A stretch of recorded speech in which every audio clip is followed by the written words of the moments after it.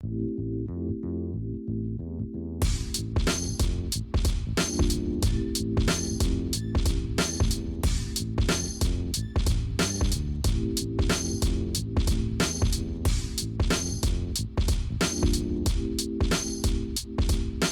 tout le monde dans un nouvel épisode de Questions de perspective, l'analyse de geek.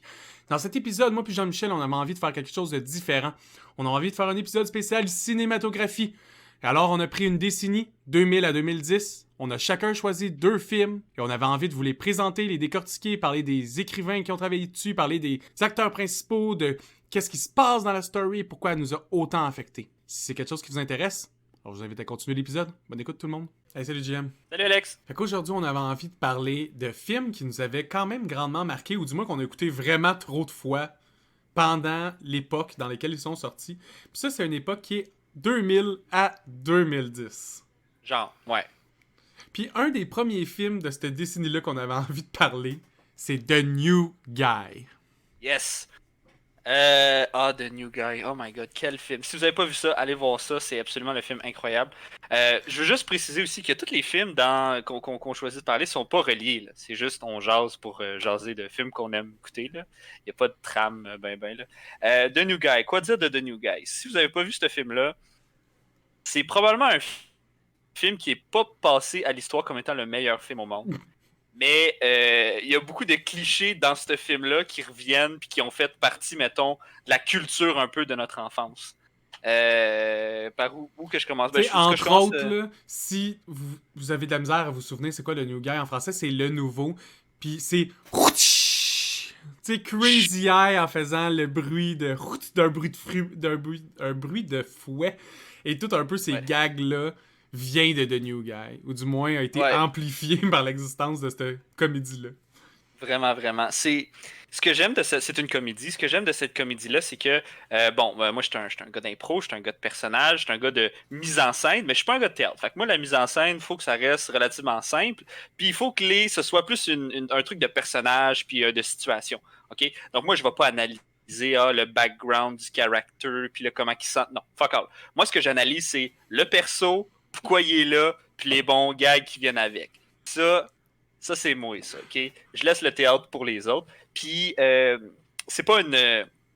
Faites pas une théorie de doc là-dessus, là, c'est pas rien de scientifique, là. Mais dans ces années-là, tu as souvent des comédies qui reviennent, qui gardent les mêmes un peu la thématique. Puis cette thématique-là du changement. Donc, le personnage, pour passer à travers le film, il doit changer, il doit s'emmieuter. Donc, dans cette histoire-là, ce qui se passe, c'est que Dizzy, qui est joué par Monsieur DJ Qualls, c'est pas grave. Si vous voulez le voir, vous pouvez aller le voir genre à Comic-Con. Là. Je pense plus qu'il fait vraiment des films aujourd'hui. Puis s'il en fait, de toute façon... Il fait des rôles secondaires caméos, comme dans quelques séries. Là. Ouais, genre, c'est plus des caméos des trucs comme ça. Là. C'est vraiment un gars que tu vas voir pour son vieux stock là, quand tu vas à Comic-Con. Puis lui, dans le fond, c'est un peu le loser de son école. Donc, puis ce qui est étrange, c'est que le personnage est très distinct des autres acteurs dans le sens que c'est un gars, il mesure genre 6 pieds 5, il est super grand, il est super mince. Là, c'est la définition même d'un... quand tu dis lui c'est un échalote, là, ben, c'est un petit peu comme ça, là, il est super maigrichon, mais il est super grand. Puis à son école, c'est lui qui est considéré comme étant le loser par excellence de son école. Bon. En bas de toute la pyramide. C'est ça. Puis là, on parle du loser des années début 2000. Donc, ce cliché de loser-là qui aime les affaires qui sont, dans le fond, vraiment nice pour, mettons, un adulte ordinaire. Mais pour un adolescent début 2000, c'est loser. Tu sais, il joue dans un band. Un band qui fait du funk, qui est vraiment nice dans la vraie vie. Sauf que dans cet univers-là, c'est un loser. Fait que le gars, il joue de la bass, c'est un loser. Il pogne pas avec les filles, il sait pas quoi dire. En tout cas, c'est un gros loser. Et il y a plusieurs événements qui arrivent à son école où est-ce que, il se fait intimider, il s'est fait attacher sur une chaise avec des faux totons, puis ils ont baissé les pants, puis ils ont mis du maquillage d'en face, puis ils l'ont filmé, tu sais.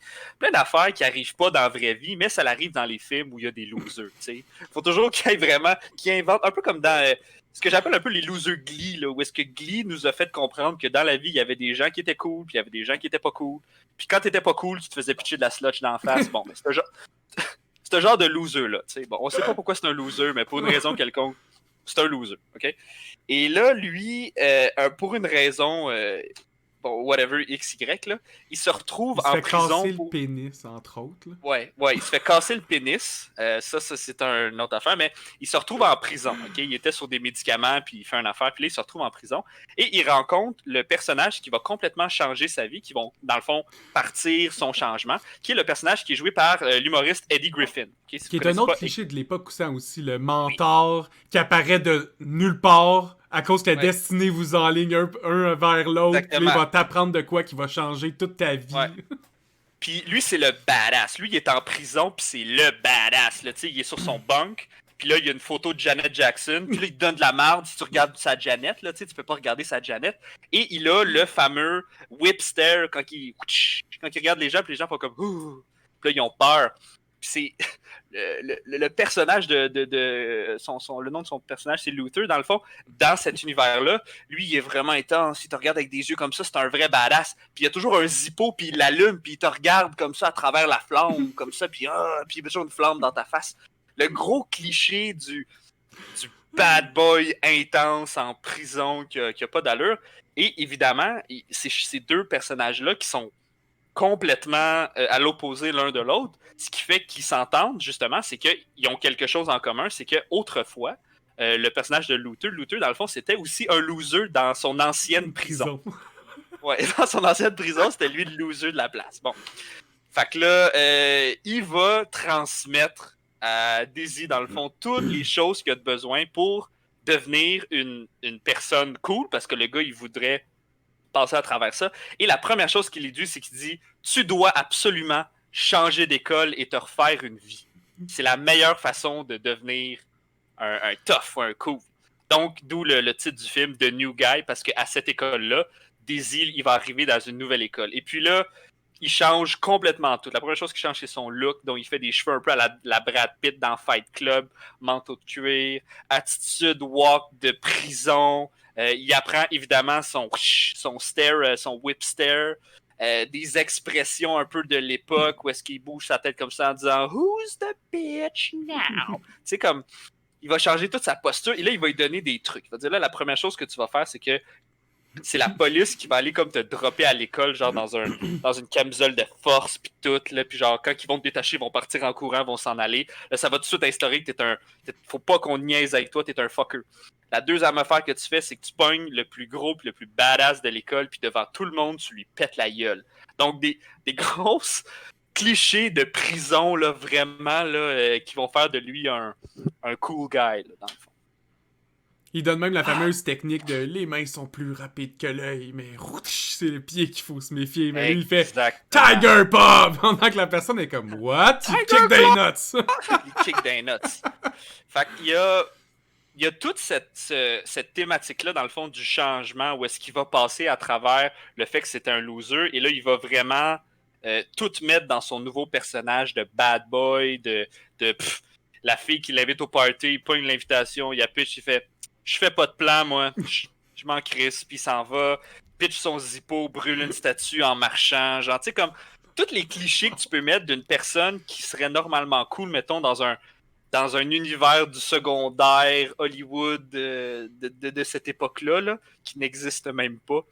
Et évidemment, il va Scott en même temps la chicks de l'école et puis tout le tralala. Puis pour finir, dans le fond, la trame de cet univers du changement, parce que quand tu as un personnage qui est en changement, comment ça fonctionne, c'est qu'au début, tu as un personnage. Là, tu as sa transition jusqu'à son changement. Et après ça, tu as la transition de l'univers qui vient avec ça. Parce que tu peux pas juste changer dans un univers où est-ce qu'il reste comme que c'était avant. Il faut également que l'univers change.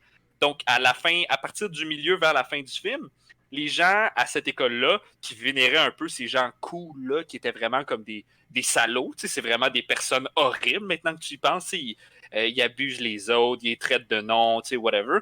Ben, ces gens-là commencent à changer. Et là, il y a une passe où est-ce que l'univers change. Et là, tout le monde réalise que ben, finalement, là, il faudrait qu'on soit des amis. Puis on peut pas se traiter comme ça. Il faut vraiment juste qu'on s'entraide. Puis tout. Ouais, c'est comme l'univers essaie de ramener l'ancien lui. Puis là, ils sont comme, ouais, mais la personne qu'on a devant nous, on l'aime bien. Fait qu'on s'en fout qu'avant, c'était un loser. T'sais, là, il est vraiment cool. Puis ce qu'il fait reste comme positif, il est toujours optimiste, il aide les clubs à réussir. Entre autres, il y a une trame dans l'histoire, c'est qu'il aide le club de football à gagner. Entre autres, leur première game en 5 ans, mais même le champion, comme la série de championnat, genre de Ouais. comme collégial, puis... Ouais. Fait que je trouvais ça le fun parce que c'est aussi... Le film est une question sur la perspective. Tu sais, c'est comment les gens te regardent. Mm. Au-delà de commenter toi-même, c'est important ce que tu projettes. Parce que t'as bien beau te défendre en disant « Ouais, mais je suis pas comme ça. » Si l'impression que les gens ont de toi, c'est ça, c'est qu'il y a quelque chose qui est mal fait un peu dans l'image qu'il y a. Puis à la fin, je trouvais ça le fun dans The New Guy qu'il est pas juste devenu quelqu'un d'autre, il est devenu une balance entre les deux. Au début, c'est comme s'il fait un switch 180 total de sa personnalité. Mais c'est quand il trouve la balance de ces deux côtés-là que là, l'univers commence à changer autour de lui. Exactement. Puis tu sais, c'est un film qui parle juste de la perception d'eux, parce que tu parles de l'équipe de football. L'équipe de football, ça fait 5 ans qu'il n'a pas gagné un match. Lui, il va les voir, il leur fait un speech de 2 minutes, puis là, soudainement, ouais, on a ce C'est qu'il juste faut qu'ils ont pour jamais battre. été encouragés. Là, puis là, Tu sais, dans la vraie vie, ça fonctionne pas. Là. Si tu perds Ouais. tous tes matchs depuis 5 ans, c'est parce que vous êtes pas bon. C'est pas parce que tu probablement manques de parce que vous confiance en êtes toi, c'est parce vraiment que pourris.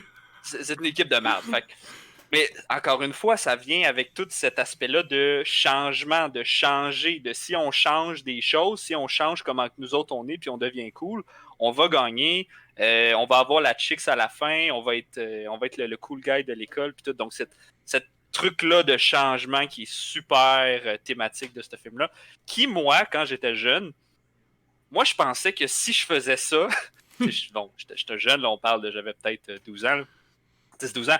Puis si j'étais capable de faire ça, je serais capable normalement de changer mon destin puis de devenir une personne cool, tu sais. Quand t'es jeune puis tu regardes ça, puis comme avoir une attitude de merde, puis insulter les gens, puis te remonter comme ça, ah, c'est cool de faire ça. Ouais, quand t'as genre 13, 14 ans, c'est cool. Mais quand après ça, tu deviens une personne fonctionnelle dans la société, puis tu réalises que c'est vraiment la pire attitude que tu peux pas juste avoir n'importe où, là. Définitivement. C'est là que le film un peu bon brise un peu là, à ce Ouais, c'est niveau-là, l'aspect mais comédie. Tu sais, je pense que le ouais, vrai message, c'est plus que sur la perspective que les gens ont de toi. Puis pour ça, tu peux changer des mini-trucs, mais essayer de rester fondamental à tes propres valeurs. Puis au début, quand il est pas fondamental à lui-même, ben, il perd ses amis. T'sais. Puis c'est juste en devenant fidèle à lui-même. Là, il reprend son ancien cercle d'amis, puis il a quand même accès comme au nouveau groupe. Puis ce fondement-là, il est quand même vrai. T'sais, le petit coup, si tu te balances bien comme personne, ben, t'es capable d'avoir un genre de personnage de société qui fait que le monde en société peuvent bien t'apprécier, puis aussi avoir une vie privée avec du monde qui te connaisse un peu mieux, que ça fonctionne très bien, tu sais. ouais. Belle balance sociétaire là-dedans. Yes. Pour closer ça aussi, deux affaires que moi je vais rajouter, puis je pense que ça peut être pas mal le trou de ça. Je voulais juste dire que le personnage d'Eddie Griffin est absolument incroyable. Moi, les personnages, c'est ça qui me fait capoter. Le film ne serait pas le film qu'il est sans ce personnage-là. Déjà à la base, c'est pas mal le personnage le plus funny qu'il n'y a pas dans le film. Il met dessus le personnage de la mademoiselle Elisa Dushku. En tout cas, c'est celle qui joue Daniel, Ouais. donc la fille populaire, qui joue également Fate dans Buffy et qui est dans beaucoup de films des années 2000 à 2010, qui a toujours été un peu la belle fille ou la fille cool chicks. C'est un peu son carcan dans lequel elle joue, qui a probablement kickstarté la puberté de toutes les adolescents de mon époque, d'ailleurs. C'est pas C'est juste drôle un aussi fait. parce qu'entre autres dans le casting, il y a en troisième plan, genre Zoé Deschanel, qui est comme juste l'ami geek qui a 8 phrases dans le film, puis maintenant, tu sais, c'est probablement la plus connue du film, Zoé Deschanel, du moins Ouais. au Québec. Là. Facilement, ben, au Québec, dans Parce le monde. qu'Eddie Je veux Griffin, dire, il est connu aussi, là. ouais, non, c'est vrai. Ouais. Les deux, ils doivent être au top, connus, puis les autres, on en entend parler de temps en temps. Ouais. Puis, tu sais, te donner une idée, là, à cette époque-là, ce qu'on appelle les caméos, là, attends une seconde, je les ai ici. Ça, là, ça commençait à devenir bien populaire au point où les comédies voulaient niaiser ça, au point d'en mettre le plus possible. Ouais.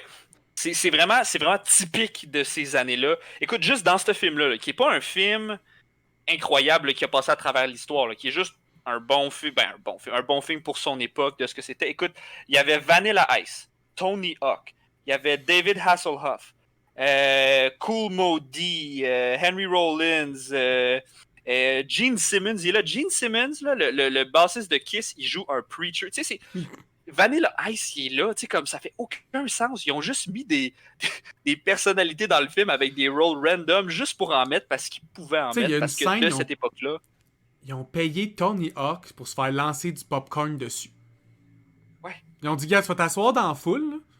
Puis pendant 5 minutes, il y a 2 gars qui vont s'exciter, ils font pitcher du popcorn sur ta gueule. C'est Vanilla Ice, ils ont payé Vanilla Ice pour qu'il soit genre dans un magasin de disques, Ouais. puis qu'il joue genre un ancien bouncer, puis il est fâché parce qu'il peut juste pas bounce le monde. Tu sais, comme, je suis comme, ça l'amène absolument rien à l'histoire, outre que Vanilla Ice est dans ton film.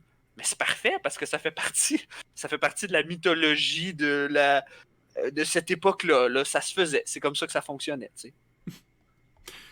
On va finir en disant juste, le writer-producer de ce film-là, c'est Ed Decter, puis c'est aussi l'écrivain de. En fait, celui qui a réalisé Marie a un je ne sais quoi. On peut vraiment voir la ressemblance un peu dans les deux films, puis comment ils aiment ça jouer autant sur le clash entre le laid et le beau mis un à côté de l'autre, mais que ça soit les gens beaux, mettons, qui ont toujours le pire comportement au début, puis ça va être les gens qui sont un peu moins beaux, qui ont les meilleures personnalités, puis là, tu te rends compte que, tu sais, si tu t'arranges, tu fais un peu d'effort, ben t'es capable d'être agréable à l'œil toi aussi, puis là, si t'as une meilleure personnalité, puis en plus, t'es agréable à l'œil, tu gagnes. Puis là, c'est un Voilà. peu ça, on voit comme la trame dans un peu tous ces films de... Soyez donc des nice personnes. Soyez beau et nice. C'est ça, soyez beaux et nice. Ayez toutes les qualités, mais aucun des défauts. Si possible. Ouais. C'est un peu ça, les comédies des années... Tu sais, à la fin, c'est comme Ben, tu tends vers la ouais. perfection le plus possible. Là. Ouais. C'est un peu weird Ben, comme écoute, relation à la perfection. écoute, Mais... cette C'est scène-là drôle, où est-ce que, tu sais, les comédies romantiques, où est-ce que le carcan typique, c'est Ben genre oui. boy avait a une blonde, la fille elle lâche ou vice-versa. Là, il y a une période de remise en question où est-ce qu'il change un peu, il fait des nouvelles affaires malgré lui, qui veut pas essayer, rencontre une fille, passe du temps avec, struggle à savoir est-ce que c'est la femme de ma vie ou je devrais revenir avec l'ancienne, parce que l'ancienne ou l'ancien, il est toujours un peu dans le décor, by the way. Puis à la fin, il fait le mauvais choix, l'autre fille, elle s'en va, puis lui, elle chase jusqu'à l'aéroport, puis il l'empêche de partir en disant non, finalement, c'est toi que j'aime. Donc, ce carcan-là qui est très cliché, mais très. Je veux dire, c'est une formule gagnante. Là. Je veux dire, combien de films que c'est plus ou moins ça le carcan? Ouais, à un ou deux détails près dans l'histoire. C'est ça, tu sais. Il y a un autre détail aussi que je trouvais pertinent, c'est que c'était l'époque, comme on dit, des caméos. Puis les caméos se passaient aussi par la musique. Puis dans presque tous ces films-là, il y a une scène où tu vas voir un band performer des chansons. Oui. D'une façon ou d'une autre. C'est super important. Puis je trouve ça drôle parce qu'il y a beaucoup de monde qui... Pas qui critiquent, mais quand ils mentionnent les Bollywood, ils sont comme, il me semble, ils pluguent trop de chansons. Puis je fais, les vieux, tu vois, même début 2000, on faisait encore ça solide. Là. C'était même pas des tunes créées pour l'ambiance du film ou pour une ambiance sonore. Ça prenait des bands, puis on était comme, voici votre place de publicité. Ouais, ben en même temps, regarde, c'est le genre de feel-good movies ou est-ce que Ouais. c'est plus. Écoute, c'est quasiment une infomercial là, aujourd'hui avec toutes les choses qui pluguent dans le film, toutes les musiques, toutes les tunes. C'est des producteurs qui sont reliés avec des maisons de disques, avec des studios de films. Fait que c'est juste une façon de plugger toute la business overall pour que tout le monde ait un petit peu sa petite part de tout ça. Puis c'est comme ça que ça fonctionne. Puis je pense que ça a vraiment commencé dans les années. Ben, un petit peu dans les années 90, mais mettons début 2000 à 2010, là, c'est là que ça a vraiment comme. Je pense que ça shine à travers ce cinéma-là. Ouais, définitivement. On passe-tu à ton film? Ouais, on va suivre avec le deuxième film. Dans le fond, après, on passe à un film en anglais qui s'appelait Cry Wolf. En français, c'est Crier au loup. C'est un film qui est probablement le moins connu qu'on va nommer des quatre aujourd'hui. Puis j'avais juste envie d'en parler parce que pour moi, ça le cède beaucoup de choses dans l'univers cinématographique. Entre autres, mon amour pour les espèces d'ambiance huis clos où c'est le décor il est figé. On sait la délimitation dans laquelle les personnages ne quitteront jamais un lieu qui est mentionné. Puis aussi que vu que le lieu change jamais, ils mettent beaucoup d'emphase sur le dialogue. Puis c'est des conversations beaucoup plus lentes aussi. Puis ça, j'ai découvert ça au travers de ce film-là qui est sorti en 2005. Puis Crier Un au peu. loup. Est-ce que c'est un petit peu. Parce que moi, je l'ai pas vu, ce film-là. Fait que je le découvre comme que tu m'en parles. Puis je trouve ça intéressant. Est-ce que c'est un petit peu à la genre Tarantino ou est-ce que sont. Mettons, dans The Hateful Eight, sont tout le temps dans le shack. Puis ce qui est important, c'est plus le dialogue. Puis pas C'est nécessairement ça. ce qui se passe. Il y a un peu plus de lieux, mais le lieu principal, c'est un campus avec un dorm. Fait que les gens sont obligés de. Dans le fond, les étudiants dorment là-bas. Fait que le nom. le lieu non mentionné est un peu comme l'école, et ils ne quitteront jamais l'école au travers tout le film. Parce que ce qui est important, c'est qu'ils sont un peu pognés là, puis ils dorment là anyway. Puis ça apporte un point qui est intéressant, c'est que dans une société fermée, si tu fermes des gens à l'information, c'est que l'information est plus facile à être manipulée et à jouer avec. Puis tout le film, c'est ça la prémisse. Fait qu'il y a un nouveau, encore le concept, une nouvelle personne qui arrive dans une école, et il tombe sur une fille qui semble très à l'aise dans cette école-là, puis elle l'invite à participer à une activité qui est un peu comme un jeu du loup-garou, comme on peut voir classique avec les cartes. Sauf que leur version, c'est, mettons, t'es une dizaine de personnes, tout le monde met de l'argent au début. Le maître du jeu choisit juste un loup, puis c'est des duels. Fait que là, tout le monde se regarde, puis je dirais, moi, mettons, je pense que c'est Jean-Michel le loup, puis les deux, on doit discuter, puis c'est un de nous deux qui s'en va automatiquement. Puis c'est juste le temps qu'il reste une personne, puis si le loup reste à la fin, il gagne. Fait qu'il y a un petit côté Battle Royale. C'est ça. Fait que tout le monde est ton ennemi. Fait qu'une des premières choses qu'il dit dans le film, entre autres, c'est que l'objectif, c'est il faut toujours mentir, manipuler ses amis, puis éliminer ses ennemis. Puis ça revient dans toutes les sphères que le film te présente. Parce que tu vois aussi autant le slice of life, tu vois ce jeu-là qui est un peu la prémisse du film, qui suit à OK, mais une fois qu'on a joué à ça, puis on commence trop à se connaître, là, c'est quoi le next step? Ben, c'est de créer un faux meurtrier, puis de jouer que le meurtrier existe dans l'école, puis l'école, c'est nos targets, puis nous, on est tous le loup dans Loup-Garou, tu sais. Ouais. Sauf qu'au début du film, il y a déjà un meurtre. Il y a déjà quelqu'un qui est mort, on sait pas pourquoi, c'est louche, fait qu'ils servent de ça pour amplifier. C'est tout le chaos qui déroule de ça. C'est magnifique, les dialogues sont super prenants. Puis le film, quand tu l'écoutes, c'est les dialogues, chaque mot est mis là, on sent que c'est quasiment au scalpel, là, pourquoi les mots ont été placés dans quel ordre.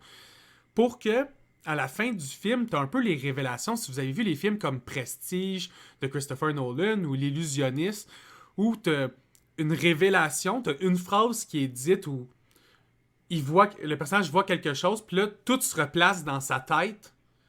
Puis il fait comme oh merde. Puis toi, comme viewer, t'es comme oh shit. Je pense que c'est un peu le moment. Moi, c'est un peu ça comme je vois ça. C'est un peu le moment où est-ce que, si vous avez écouté Harry Potter dans le dernier, quand Snape il meurt, puis il demande à Harry de mettre ses larmes dans le pensive, là, puis là, il voit toute l'histoire, puis là, il voit tous les trous qui avaient été plugués, puis tout. Lui, il sort sa tête, puis il est juste comme oh shit. Ce moment-là, puis je pense que je vois pourquoi c'est ton genre de film, là. Premièrement, c'est-tu un film d'auteur? Quand même pas mal, là. Tu sais, l'action, Ouais? comme je dis, elle est lente, puis c'est un trailer d'horreur, entre guillemets, parce que tout le long, il y a le criminel, puis à un moment donné, il est là, tu sais, dans le campus, sans dire plus. Fait que il y a des scènes où les personnages vont essayer de s'enfuir, où il y a un peu de sang, puis de scare, entre guillemets. Mais c'est beaucoup plus sur le dialogue, puis comment les personnages se parlent entre eux, parce que le but du jeu, c'est mentir tout le temps, manipuler ses amis, puis éliminer ses ennemis. Ça fait que tu suis un groupe qui sont amis, mais quand t'as ça comme philosophie, pis ça fait 5 ans que t'es ami,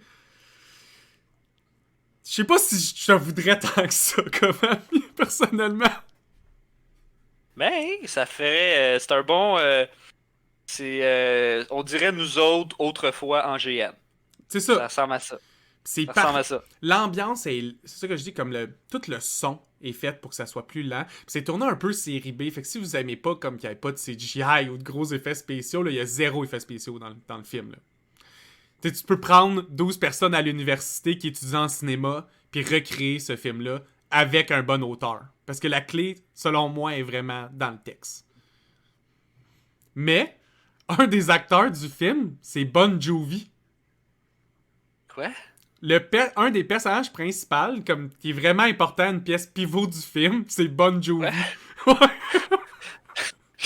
Est-ce que c'est un bon acteur, Bon Jovi? Pour vrai, il est super bon parce que tous les personnages de ce groupe-là, un peu hétéroclites, suivent une classe de journalisme. Puis lui, c'est le prof de journalisme. Tu sais, il est super sérieux, il s'exprime bien, comme il joue aux échecs avec des kids. Puis il y a toute la trame de comme il aussi il vit dans le dorm, fait qu'il est un peu louche comme professeur, puis tu vois qu'il aime ça Parce lui que c'est un aussi. Ouais, c'est professeur. ça, c'est un prof de Ok. l'école, lui. Oh my god, je vois juste Bon Jovi aller à l'école puis ça fonctionne pas. Là. C'est vraiment drôle comme film. Est-ce Cette qu'ils leur font partie-là, des surtout. calls?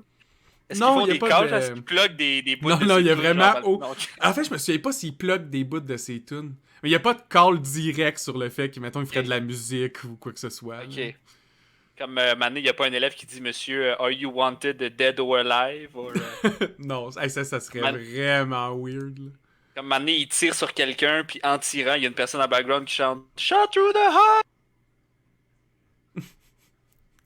Entre autres. Là.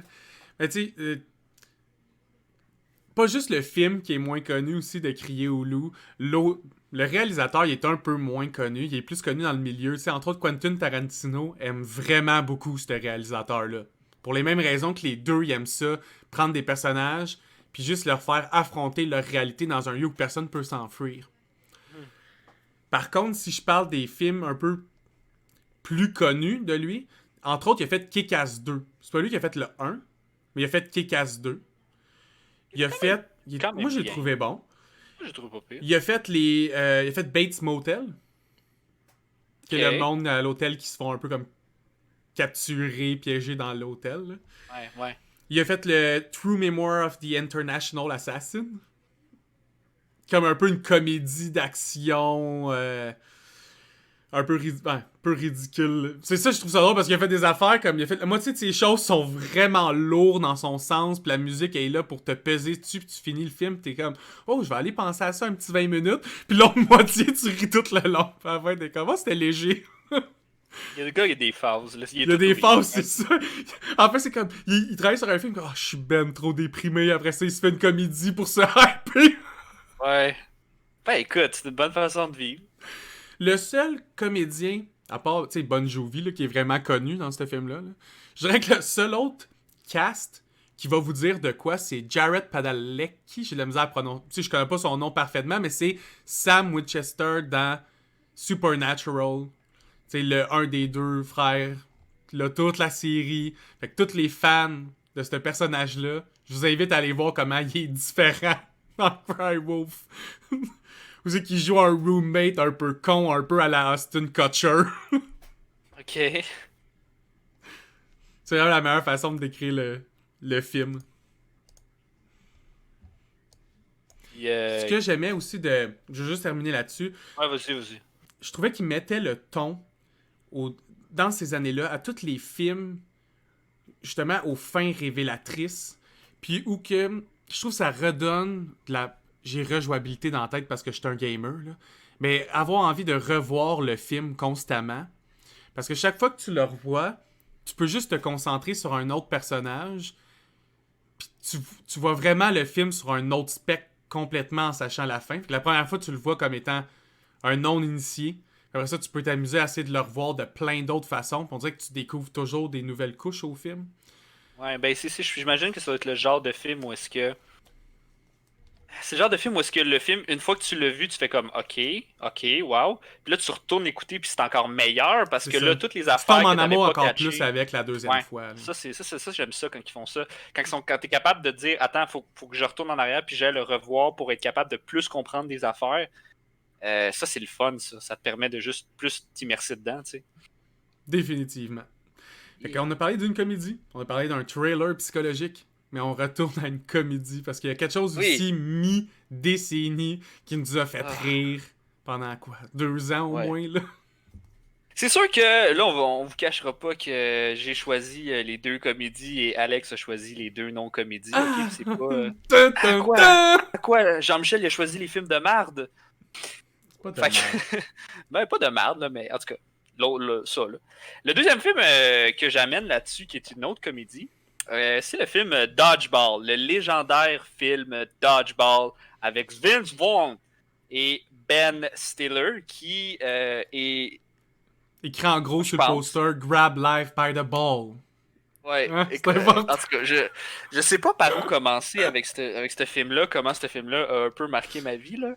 Je vais juste commencer à dire ça. Bon, avant, on était beaucoup dans le changement, la thématique du changement, puis tout, et ça, c'est une autre genre de comédie qui est très proche de mon cœur, qui est un peu les comédies de situation. Ok, j'appelle ça, c'est peut-être pas le nom nécessairement que PhD que Pas tu veux important. donner quand tu fais ton affaire, mais j'appelle ça une comédie de situation dans le sens où est-ce que le film entier tourne autour de cette simple situation-là, et que si cette situation-là n'était pas là dans le film, il n'y aurait pas de film. Il n'y aurait aucun point. T'aurais Ça aucune marcherait pas raison bien. de suivre aucun des personnages si cette Exactement. situation-là n'existe pas.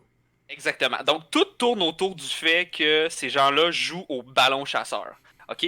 Donc, la prémisse, dans le fond, c'est l'acteur Vince Vaughn qui joue un peu, encore une fois, un loser, qui a un gym, puis le gars s'en calisse. Tout est scrap dans son gym. Il demande même pas aux gens du membership. Il s'en calisse. Le gars, il sait qu'il est dans la merde, puis il l'assume à 100%. OK? Puis c'est Vince Vaughn. Vince Vaughn, qui n'est pas particulièrement l'acteur le plus démonstratif ou coloré de lui. Tu sais, il joue lui. Tu sais, il C'est joue ça. une version différente de lui. Tu sais, si tu le regardes dans Wedding Crashers, il joue encore une fois ce genre de Ben, en même temps, si t'avais mis deux personnage-là. Owen Wilson dans Wedding Crashers, Ouais. je serais mort à la fin. Ouais. Ben, ce qui est le fun avec Vince Vaughn, c'est que dans les films qu'il fait, il y a toujours des personnages meilleurs autour de lui. Comme Ouais. dans Wedding Ouais. Crasher, il y a genre Will C'est le Ferrell straight qui joue guy. Moi, je trouve qu'il est là pour que les autres puissent être encore plus fous. Ouais, il est comme. Vince Vaughn, il est là pour que tout le monde autour de lui puisse shiner. C'est plate Ouais, à c'est dire, ça. mais c'est ça, là, tu sais. C'est ça, la Il- règle. même dans Anchorman, il est là dans Anchorman, là, dans le premier film. Je pense qu'il est là dans le deuxième aussi un petit peu. Mais dans le premier film, oui, il est là dans le deuxième. Mais dans le premier film, il joue un autre présentateur de télé. Il joue un petit peu plus que les autres rôles qu'il fait, mais encore là, je pourrais clairement dire c'est Vince Vaughn en tant que présentateur de télé. Là. Puis il est juste là pour faire shiner les autres présentateurs de télé weird autour de lui. Fait que Vince Vaughn, pas le meilleur acteur au monde, mais whatever. Il fait des bons films, fait que who cares. Fait que, donc c'est Vince Vaughn qui mène cette vie-là, et à un moment donné, lui, vu qu'il n'a plus, il a plus d'argent, son compétiteur, qui est joué par Ben Stiller, il joue un personnage qui s'appelle White Goodman, qui est comme le gars avec sa stache, qui est vraiment tout le temps intense, qui est comme full fitness, il a comme une grosse poche gonflable sur son pantalon parce qu'il va avoir comme un peu un big dick. Puis lui, sa philosophie, c'est on est meilleur que vous autres, puis vous le savez, tu sais.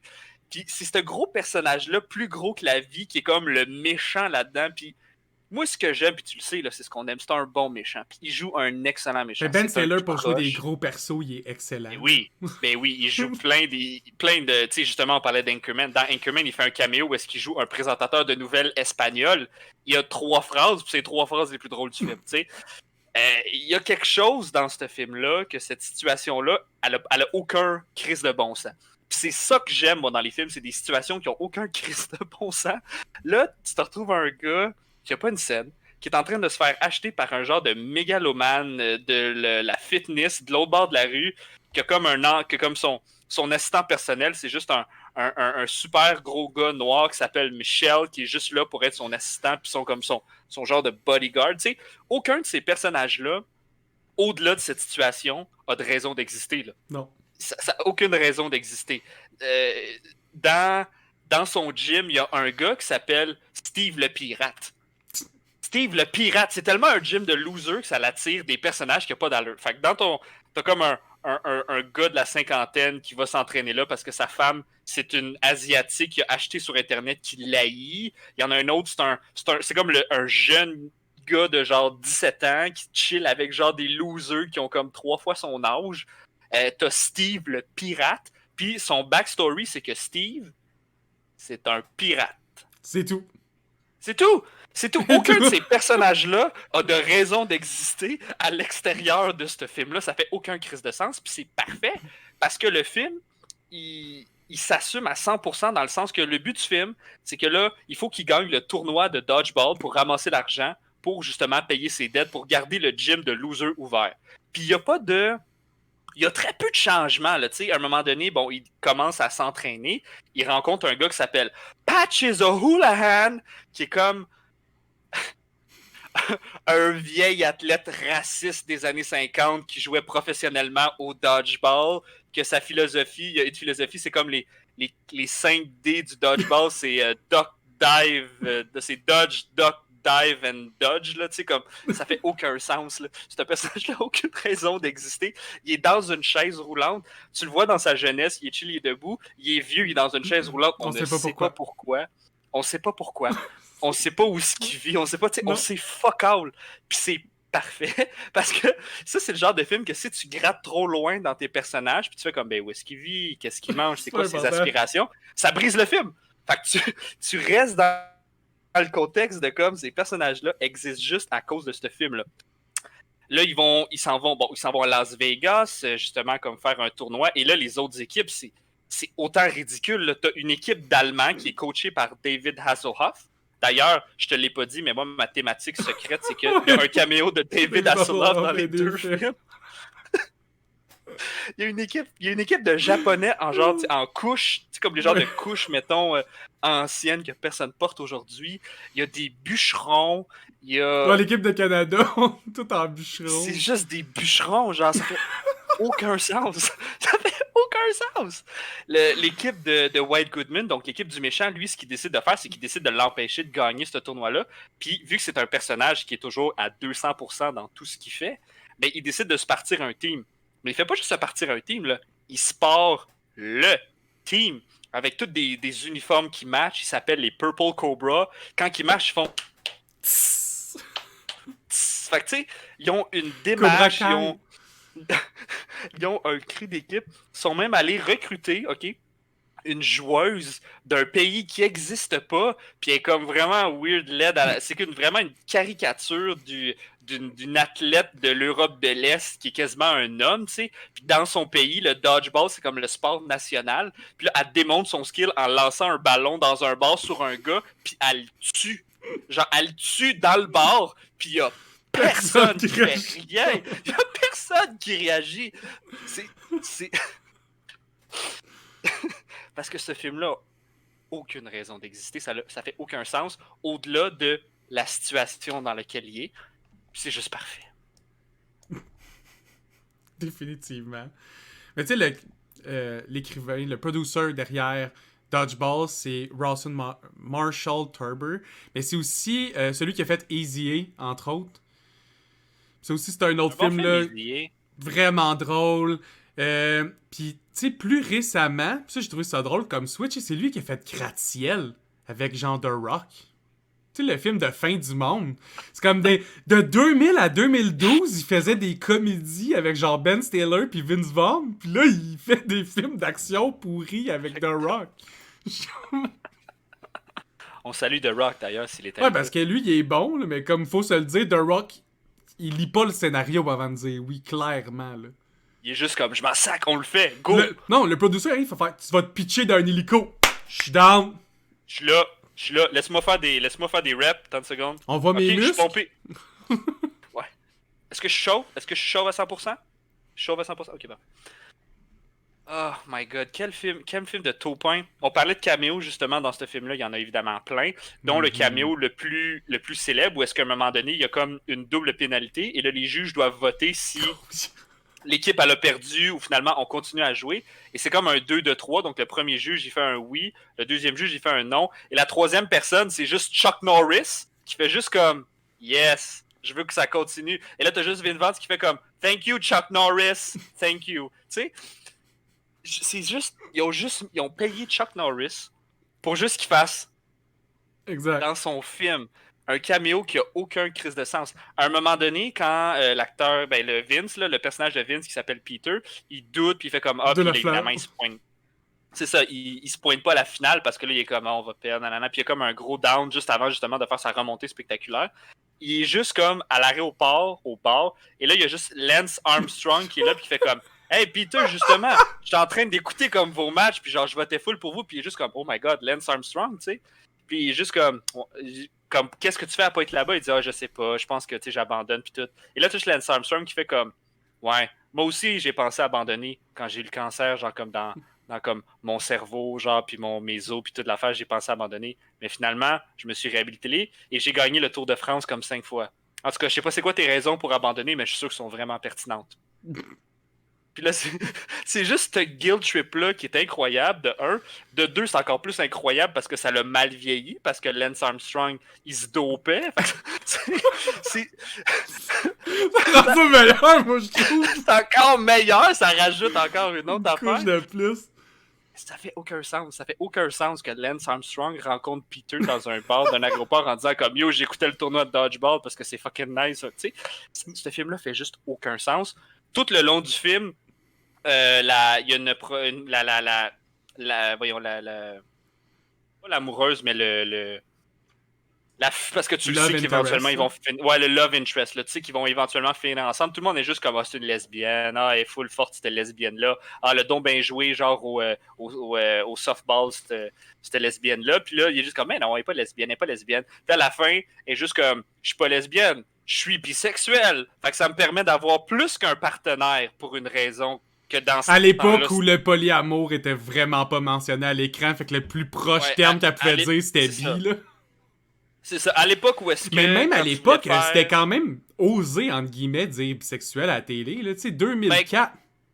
En 2004, quand tu disais bisexuel, tu disais cochonne. C'est plate à Ouais, dire, c'est là, ça. mais c'était Mais ce qu'il voulait elle dire. a mentionné, entre autres, plus qu'elle était polygame. Elle était polyamoureuse, elle acceptait de dater les deux, tu sais.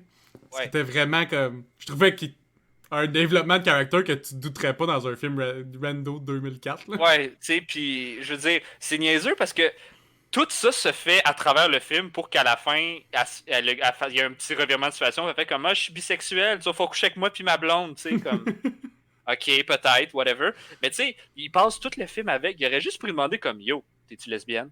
Tu sais, Mais puis non. il aurait dit comme, ah non, je suis bi. Tu sais, ça aurait réglé. Mais il demande pas parce que sinon, à la fin, il y aura pas le big reveal que là, elle est fucking horny, là, puis ce qu'elle aime, c'est les gars, les filles, puis genre, tout ce qui court, là, dans le fond. Ce film-là fait aucun sens. Écoute, à un moment donné, des quotes, le fun du film aussi, à un moment donné, Ben Stiller, il s'intéresse aussi à cette fille-là, justement, parce que là, il veut essayer de briser la chimie de Vince Vaughn puis de la Kate, là, qui est la fille.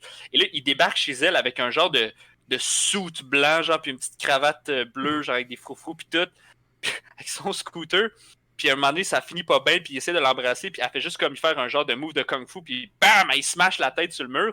Puis il saigne, puis il regarde, il fait comme c'est fini entre toi et moi, Kate. Puis là, il dit sa fameuse phrase Nobody makes me bleed my own blood. My own blood. C'est rare, Mais moi, que nobody je makes me saigne bleed du my own sang blood. qui est pas le mien, là. Ouais, mais tu sais, c'est tout ces. Écoute, le personnage de Ben Stiller, il s'entraîne parce que c'est un ancien obèse, ok? Donc, il nous le dit au début. Donc, il y a comme ce trauma-là de redevenir gros. Donc, il s'entraîne à pas. Il s'entraîne à résister à ses tentations. Puis, tu le vois dans le film, il y a une des scènes où est-ce qu'il y a juste des pinces sur les nips pluguées à genre une batterie de char. Puis, il y a un beigne. Puis, il y a un piton dans sa main. Puis, s'il approche le beigne trop proche de sa gueule, il se zippe les nips. Tu sais, comme. C'est aucunement pertinent d'avoir ça dans le film. Ça l'avance aucunement l'histoire. Mais si c'était pas dans le film,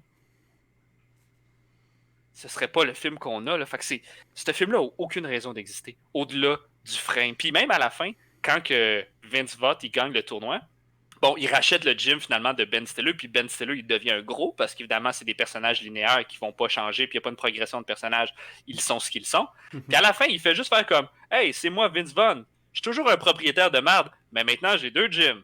Yay! Tu sais, c'est toujours là. Ça n'a même pas changé. Fait que tu pourrais juste repartir un autre film après ça à la même place, puis il n'y aurait juste aucune histoire. Il n'y aurait juste aucune histoire. Exactement. C'est fou parce que les deux films ont un... Comme on dit, il y en a un qui est plus situation, l'autre qui est plus dans le changement, mais les deux ils ont une grosse emphase sur l'humour physique. Ouais. Que ce soit des gens qui se font mal, des gens qui tombent, des gens qui se mangent des claques, tu sais, comme Ben Stiller qui se met des trucs électriques sur ses épaules. Ouais. C'était fort dans... Tu sais, c'est les années de Jackass, hein. C'est les années où on est passé de la comédie de l'art, puis on n'avait plus de façon de représenter l'humour physique après, on dirait Chaplin. Puis là, on était comme, qu'est-ce qu'on fait maintenant? On fait mal au monde. Ouais. On fait mal au monde, puis on les rabaisse. Moi, je suis un gros fan de l'émission Big Bang Theory. Je pense que c'est une bonne série. Malheureusement, c'est une série qui est faite un peu pour les gens nono. C'est une série de gens qui sont très intelligents, mais qui a été cadré pour les gens qui sont pas nécessairement très intelligents, un peu comme, mettons, Penny. Penny représente clairement l'auditeur moyen de The Big Bang Theory. Donc, c'est une... Puis dans ce genre de comédie-là, sont très bons pour comme rire des autres personnages, rabaisser les autres personnages, puis les insulter, parce que c'est des personnages forts puis haut en couleur. Donc, quand ils souffrent, c'est drôle. Quand que leur ego est touché, c'est funny, tu sais. Fait que c'est un peu l'humour américain du Laurel et Hardy, où est-ce que genre pif paf pouf, je me tourne avec une échelle puis je lame mes deux chums avec, tu sais. Parce que c'est ça qui est. Ouais. Toujours drôle. Moi, quelqu'un qui glisse sur une peau de banane qui tombe à terre, je trouve ça encore drôle. C'est encore dans mes top gags cinématographiques. Un bon vieux coup de pied dans les couilles, là. Hein? C'est pas de l'humour premium, ça. Hein? Un bon coup de pied dans les couilles. Pour les fans de ça, il y a I Kick You in the Nuts, sûrement encore disponible sur YouTube. Sûrement. Série duquel il y a juste un gars qui court partout puis qui kick du monde dans les nuts. Une chienne de garageuse verte puis une perruque orange. Pour finir avec la grosse télé, là. Dodgeball, il y a une scène, j'ai juste envie de faire ma petite théorie, parce que j'aime ça faire des théories sur les Easter eggs. Ben Stiller a joué en, je pense que c'est 1999, dans Les Supposés Héros, ou Mystery Men en anglais. Qui est un film d'héros ratés. Là. C'était le gag d'une team d'héros qui sont tous plus incompétents que les uns que les autres. Mais la seule personne qui est compétente dans cette team-là, c'est la fille. Et la fille se bat avec la tête de son père dans une boule de bowling. Là. Et le seul personnage qui est efficace dans la team de Vince Vaughn, c'est la fille. Et elle fait le même move de lancer de dodgeball que la fille dans le team de Ben Stiller. Je suis sûr que c'est un petit clin d'œil un peu à l'univers de parodie, là, tu sais, on a fait un personnage, on l'a parodie, puis on prend même le personnage parodié, puis on va leur parodier une autre shit plus loin. Ça, c'est un film qu'il faut qu'on fasse, là. C'est Mystery Hero, ça se peut? Mystery Man, ouais. Mystery Man. Ça, là, ce film-là, man, il est drôle. C'est le seul film où est-ce que le personnage principal, actuellement, tue le héros du film sans faire exprès. Écoute, il y a un gars qui lance des fourchettes. C'est le film le plus drôle que j'ai jamais vu de ma vie. Ok. Je pense qu'on va faire 1990 à 2000, c'est sûr qu'il se ramasse dans... Ah, c'est sûr qu'il est dans le passage. C'est sûr qu'il est là. Oui, c'est tout ce que j'avais à dire sur Dodgeball. T'avais-tu d'autres trucs à dire sur Dodgeball, à part que j'aime bien Ben Stiller et j'aime bien les personnages qu'il fait. Ben Stiller, okay. Si vous êtes pas bon avec les noms, là, entre autres, il joue dans Tonnerre sur les Tropiques, Tropic Thunder. Ah, mon Dieu. Il joue dans Zoolander 1 et 2. T'sais, toujours des gros méga persos, super physiques. Pis il est toujours un peu plus petit que tous les autres membres de son team. Pis tout le temps bien plus d'attitude. Il est intense. Tu sais, dans Mystery Man, entre autres, son pouvoir, c'est d'être fâché. Ouais. C'est genre c'est une parodie de Hulk. Là. Il devient pas vert, il devient pas plus musclé. Il est juste un peu plus efficace quand il est fâché. Ouais. Ben, c'est un peu... Il y a un gars qui devient invisible quand personne le regarde! Il tag along tout le film pour avoir une scène où il utilise son pouvoir à la fin. Quel film de... Ok. Quelle pertinence. Le dernier film des 4 films qu'on voulait parler aujourd'hui, puis qui ferme un peu la décennie, parce qu'il est sorti en 2010, c'est Inception. Yes. Ou Origine. Inception, j'avais envie d'en parler, moi, pour plusieurs raisons, mais entre autres parce que c'est fait par Christopher Nolan. Puis moi, Christopher Nolan, pour vrai, pourrait faire un film, il filmerait de la merde pendant 2 heures, puis je pense que j'irais le regarder au cinéma, là. J'ai comme un bias fort, parce que ce qu'il fait, je trouve ça vraiment bon. Puis plus qu'il y a un rôle fort dans le writing puis dans le producing, plus je trouve ça bon. Puis en plus, dans Origine, je vais parler après de la story, parce que je présume que presque tout le monde qui écoute le podcast a déjà vu le film Inception, là. Il a été écouté, là, ce film-là. Là. C'est pas juste ça, ça l'a défini aussi un genre ça l'a défini la décennie d'un cinéma. Après ça, tout le monde est juste 2010 comme à 2000, c'est ça, 2010 à 2020, là, combien de fois vous avez dit « Ah, comme dans Inception ». Comme dans Inception, ça devient un pilier de le genre de film comme ça. Tu sais, le trio d'acteurs principaux dans ce film-là, là, c'est tous des triple A-lister acteurs, là. T'as Leonardo DiCaprio, t'as Joseph Gordon-Levitt, pis t'as Elliot Page. Pis ça, c'est ton top 3 sur lequel le show il est build. Puis leur producer, c'est Christopher Nolan. Juste là, là. Si vous avez pas vu Inception, vous allez arrêter le podcast pour aller l'écouter, là, rendu là. Parce que... Ouais. Y a rien.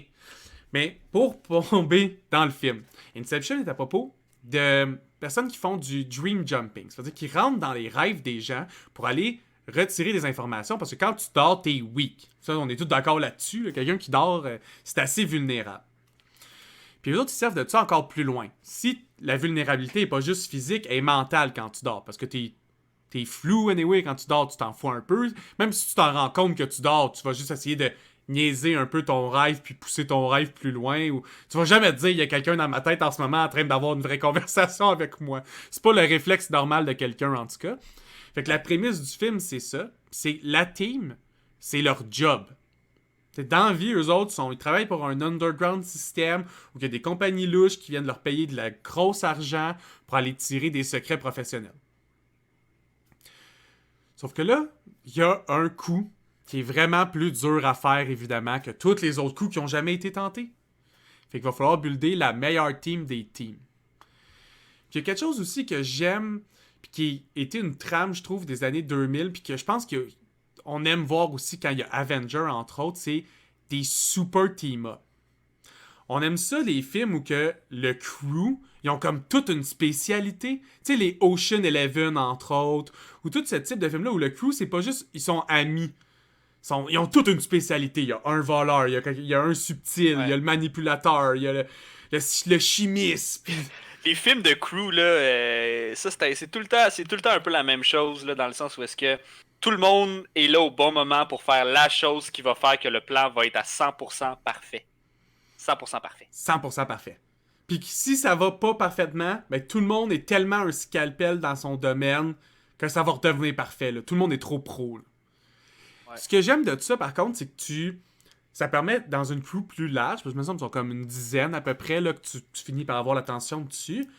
Je trouve ça difficile dans ces films-là, en tout cas, de pas t'attacher à un personnage. Ou pas avoir un personnage que t'as l'impression qu'il te représente plus dans ce type de crew-là. Ça, je trouve que c'est un gros win de ces années-là.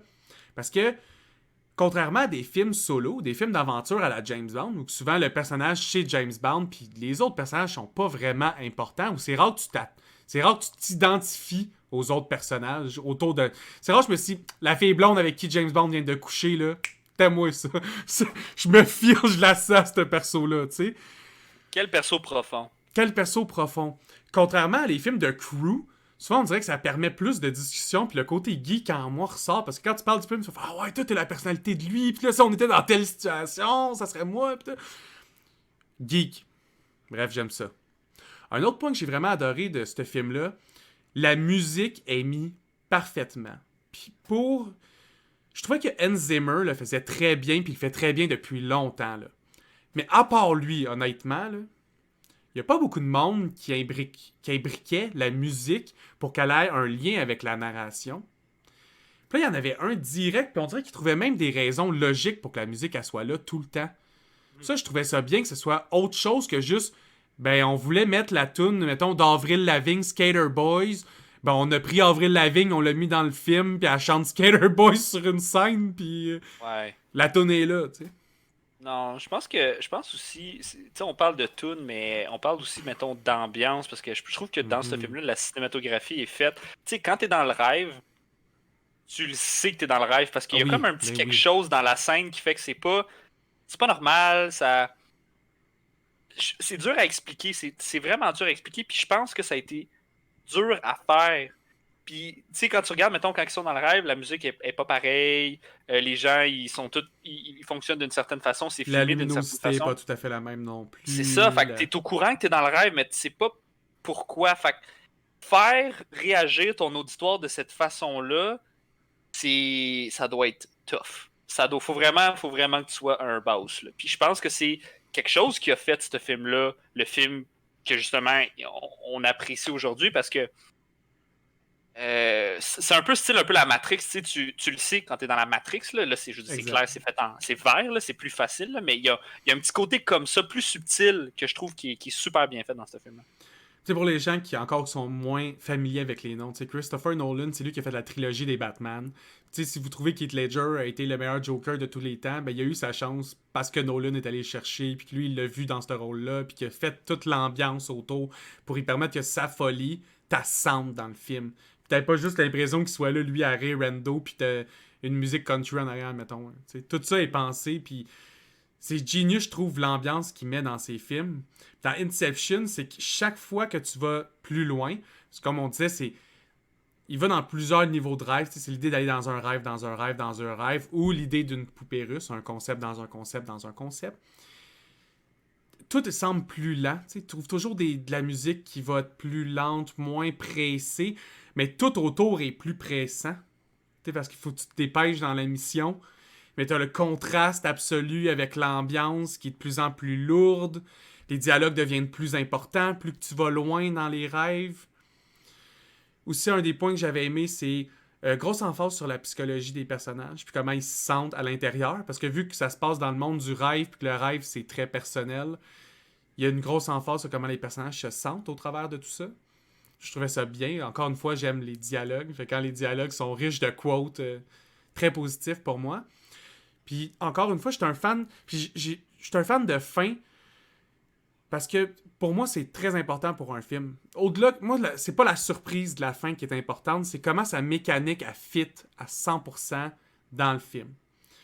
Comment que dans le fond, le réalisateur nous laisse sur la dernière scène, là, dans le fond. C'est ça. Tu sais, comme dans Cry Wolf, c'est une fin qui est une boucle. Fait que quand t'arrives à la fin, t'es reprojeté au début, puis là, t'as le choix de réécouter ou de juste avoir le mini comme brief recap et être comme ah, j'ai été fou. T'as des fins qui sont juste comme dodgeball. Tu sais, l'histoire est finie, on n'a vraiment plus rien à dire sur cet univers-là au complet. Par contre, la fin, t'as des fins open, qui sont des fins. L'univers pourrait continuer dans 200 films, on est tous d'accord là-dessus. Il pourrait se passer encore 42 milliards d'affaires, mais il s'en passera pas parce que c'est ça. C'est ce qu'on avait de plus important à dire, il a été dit. Par contre, la fin des films comme Inception, c'est comme des mystery endings. C'est une fin que tu es obligé de réfléchir ou essayer de briser un peu comme un énigme, comme un détective qui a la recherche d'informations pour avoir la vraie fin. Tu sais, je pense pour avoir la vraie fin d'Inception, ça a pris 3 ans, je pense, avant que quelqu'un break down la vraie réponse de est-ce qu'à la fin, il est dans un rêve ou non. Puis, tu sais, si vous voulez savoir, réécoutez le film, puis concentrez-vous sur sa bague de mariage, puis vous allez avoir la réponse. C'est ça le plus important. Moi, quelque chose que j'aime beaucoup dans ce film-là, là, premièrement, ça nous laisse, parce qu'on ne sait pas vraiment comment ça finit, puis ça a pris 3 ans à une grosse gang de geeks d'essayer de trouver comme potentiellement, puis je veux dire, le réalisateur, il a-tu confirmé? Ouais, il a juste fait comme... Non, c'est confirmé, ouais. Ok, bon. Et ils l'ont écœuré pendant 3 ans pour savoir c'est quoi la fin de son film. Un moment donné, il a fait « Ah, c'est ça, whatever ». Non, ils l'ont. Moi, je pense parce que Christopher Nolan, il aime ça, les challenges. Tu sais, il a juste laissé... Ouais. J'ai l'impression qu'il a laissé un puzzle, puis comme peu importe combien de temps ça leur prend, je les laisse se casser la tête. Puis encore une fois, j'aime ça parce que ça donne des niveaux d'écoute au film. Tu peux l'écouter arriver à la fin et faire « Ah, c'est moi qui décide ». Tu peux arriver à la fin et faire « Ah, c'est confus ». Ou tu peux arriver à la fin et te faire « Hey, il me semble que j'ai envie d'écouter le film 52 fois, jusqu'à temps que je comprenne. » Jusqu'à temps que je comprenne. Puis j'ai écouté 200 heures de vidéos sur Internet d'analystes, de gens de breakdown de monde qui écoute à 0.25 de speed pour voir chaque micro-détail. C'est comme pour les vrais fans de trucs geeks. Tu sais, dans Inception, justement, le personnage de Leonardo DiCaprio, il dit toujours que son memento, c'est la toupie. Ça n'a jamais été la toupie. La raison pourquoi il mentionne au monde, c'est justement parce que c'est pas ça. Parce que le premier truc qu'il dit à Elliot Page, c'est ton memento, faut que tu le mentionnes pas. Si tu dis le truc, il marche pas. Lui, il passe son temps à le dire à tout le monde. Tout le monde savait que c'était l'ancien de sa blonde. C'est connu, là. Il y a rien. Fait que il y en a... C'est un piège. Tu sais? Pour l'auditoire. Puis c'est pour ça qu'à la fin, ça finit encore sur la toupie qui tourne. C'est un autre piège à l'auditoire pour que le focus soit sa toupie au lieu de sur sa main. Encore une fois, fiez-vous à la bague et allez réécouter ce film-là, vous allez capoter. Moi, ce que j'aime dans ce film-là, puis c'est le concept un peu... Tu sais, mettons, là, dans mes films, à moi, on sait c'est qui le méchant, là, c'est le personnage funny, là. Ouais. Dans ce film-là, il n'y a pas... Le méchant, dans le fond, c'est les personnages humains. Ouais, c'est ça. c'est littéralement. Parce que tu sais, quand ils vont dans les rêves, parce que les rêves, c'est pas safe, là, tu peux pas aller dans un rêve de façon safe pour les raisons qu'ils expliquent dans le film. Et Leonardo DiCaprio, oui, mettons, c'est comme le big bad badass d'aller dans les rêves puis faire, mettons, ce que tu veux faire à une personne.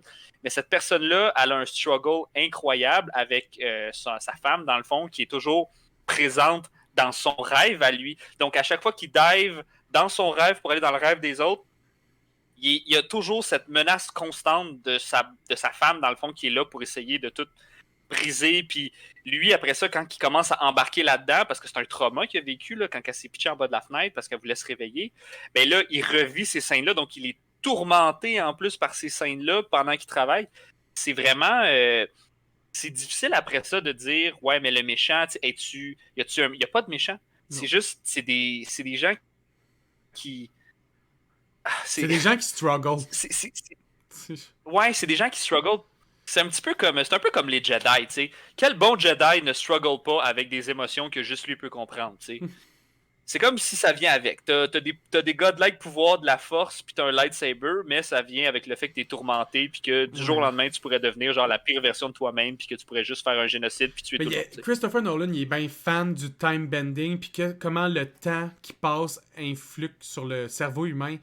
Tu sais, dans l'origine, dans le fond, ce que pour les gens qui s'intéressent, qui est briser sa femme, c'est avoir vécu une vie entière, au complet. Tu sais, mettons que vous avez 25, 28 ans, vous décidez de rentrer dans ce monde-là, vous vivez jusqu'à 80. À 80, la personne que t'aimes, là, elle te convainc de te suicider, tu le fais, tu te réveilles à 28 ans et tu recommences. Ouais. Ça a duré quoi? 1 heure de sommeil à peu près? C'est ça, 1 heure de sommeil à peu près. Elle, ça l'a complètement brisé parce que son cerveau a atteint comme son maximum capacité de vie. Puis ça, c'est un truc que Nolan aime bien, c'est qu'il y a comme un nombre d'années maximum que l'homme peut vivre. Ça dépend de la personne, tu sais. C'est comme si ton cerveau, après un nombre d'années, il y a trop d'infos. Là. Il y a juste trop d'infos. Il brise. Il a trop travaillé, genre. Il a ben trop travaillé. Puis elle, c'est ça qu'elle a fait, mais en dormant 1 heure, tu sais. Elle n'a jamais été capable de sortir de ce loop-là. Là. Tu vois même que Leonardo, il en est sorti, mais vraiment pas bien. Là. Ben, il est scrap, là, je veux dire. Ben oui. Il essaye de travailler à travers ça. En fait, il l'a vécu, mais je veux dire, il en souffre tous les jours. Là. Je veux dire, il est même pas capable d'aller se coucher sans, genre, être tourmenté par la mémoire de son ex qui essaie de le saboter. Fait qu'à un moment donné, je veux dire, ton cerveau, il est pas tout là quand tu as ce rêve récurrent-là qui ne finit pas d'arrêter. Là. Entre autres, si vous voulez voir un autre time-bending movie, là, Interstellar de Christopher Nolan. Là. Magnifique, ce film-là. Ça, c'est-tu le film avec... Le gars qu'il faut qu'il y ait dans l'espace avec une crew pour rentrer au travers d'un black hole, puis... Ouais. Encore une fois, un crew. Un crew, j'aime... Un petit concept! Nous autres, on aime les comédies puis les films de crew. Écoute, les films de crew, c'est qui souvent aussi les pires films, là, je veux dire, c'est les pires concepts de films dans le sens... Ou est-ce que, mettons... C'est plus facile à écrire. Ben, c'est facile, parce que, tu sais, prends, mettons, Ocean 10, Ocean 11, Ocean whatever. Peu importe qu'est-ce qui se passe dans le film, à la fin, il y a toujours un montage qui explique comment ça s'est réellement passé finalement, puis comment ils ont tout fait fonctionner. Mais tu verras jamais la vraie comment c'est fait. Donc, c'est un film qui peut pas fuck. Ça peut pas bien finir parce qu'à la fin, ils vont juste éditer la bonne solution dans des moments. Puis t'es comme, ah, mais on a tout fait ça pendant que vous regardiez pas. C'est bon pareil. C'est super c'est bon pareil. C'est divertissant, mais t'es là puis t'es comme, ben pourquoi vous ne l'avez juste pas montré à la place comme là, on fait juste voir comme, faut que vous nous croyiez qu'on l'a vraiment fait de même. Puis c'est juste un flashback. J'ai tout le temps des revirements de situation qui finissent pas. Ils ont fait un épisode là-dessus de Rick et Morty de crew, là, où est-ce qu'ils font juste faire des crews pour faire des crews, puis ils font des crews, puis ils recrutent du monde pour faire des crews. Puis à chaque fois qu'ils vont voir une personne, fait juste comme I've got a job. La personne a fait comme You son of a bitch, I'm in. Tout le temps. C'était pour montrer, Rick voulait montrer à Morty justement que les trucs de vol, c'est toujours. Ça peut pas être pas cliché. Parce que c'est vrai, là, si tu veux faire un vrai film de vol, il te faut une crew, puis il faut des spécialisations. Puis comme des spécialisations liées au vol, il y en a une 12aine. Ouais. Puis écoute, c'est un peu la même thématique qu'il y a dans Mission Impossible. C'est un peu Mais la même c'est chose. c'est drôle parce que c'est la même affaire que Dodgeball. Tu sais, si tu prends des mondes ils existent juste parce qu'il y a un vol à faire. Ouais, Puis ils sont là parce que c'est des gros persos. Puis ce qui est ouais, drôle, c'est juste que tu vois ces gros persos-là interagir entre eux. ouais, ouais. La bonne nouvelle, c'est que les films de crew, tu peux faire des suites, là, comme Ah mettons, ouais, les Ocean, les l'infini. Missions Impossibles, ou les. Même Ant-Man, le premier Ant-Man, quand ça commence là, dans l'univers de Marvel, c'est un truc de crew là, où est-ce que le gars il explique qu'il a parlé à telle personne, il a fait telle affaire, puis tout. C'est En tout cas, drôle. le concept de crew de film de voleur ou de vol du siècle. J'ai écouté Lupin là, récemment, là, fait que Ah, c'était c'est bon bon. ça. Ouais, on C'était va pas pire, ça finir m'a mis la en dedans. conseillant cette série-là à tout le monde.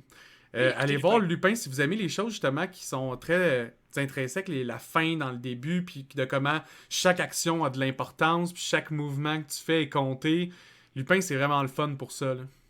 C'est bien. Puis c'est funné en plus, c'est drôle, ça a un bon humour, puis ça, tu sais, tu le sais que ça Encourageons les marcherait réalisations jamais, mais françaises en plus. Là.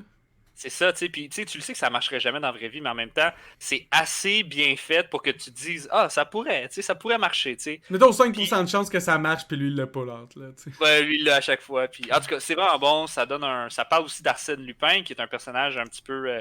Bon, si vous n'êtes pas un fan de la littérature française, ça se peut qu'il est passé un peu Ouais, un en peu. l'oubli, mais je veux dire, ça le ramène bien, c'est le fun, puis whatever. Bon. Ouais, parce que pour ceux qui pensaient que, mettons, qu'ils voudraient pas retomber dans un cliché du très vieux Arsène Lupin, c'est pas, tu vois pas Arsène Lupin. Tu vois quelqu'un qui reprend le manteau de Ouais. Arsène Lupin.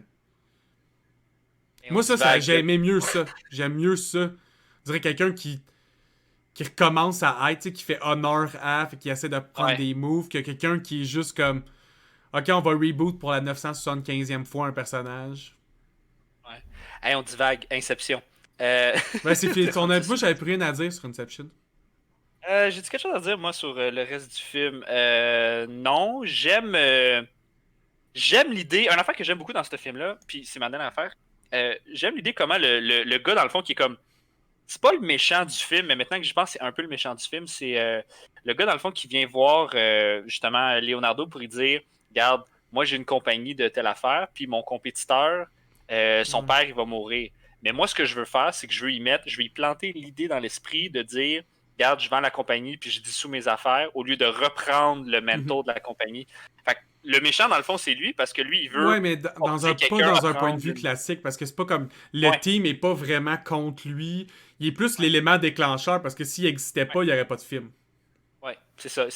Dans le fond, c'est un peu l'élément déclencheur. Dans le fond, je le dis, c'est un méchant dans le sens parce que à la fin du film, c'est un peu pour les mauvaises raisons qu'il Ouais. fait ça. Là. Je veux dire, les gens, ils ont le droit de Mais faire ce c'est qu'ils veulent, aussi puis de les grâce à manipuler, c'est lui pas qu'il y a une gentil. fin.